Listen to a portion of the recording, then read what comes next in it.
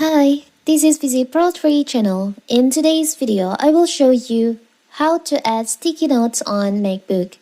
Before you get started, don't forget to subscribe and turn on the notification to keep you updated about this channel. So let's go. Sticky note, those little slip of yellow paper with adhesive you leave all around your house as a reminder, are old technology. Making sticky notes an early built-in application of my computer.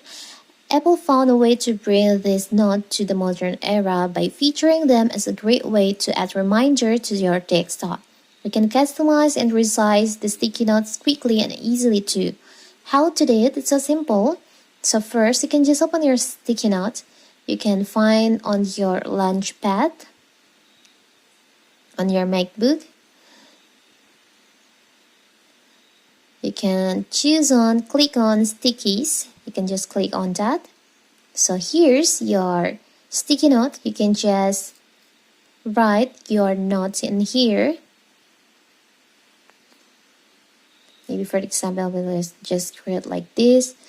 So the sticky notes will stay on your desktop screen on your MacBook. So anytime you want to see your list quickly, you can just create these sticky notes. It's so simple, right? So that is how to create sticky notes on MacBook.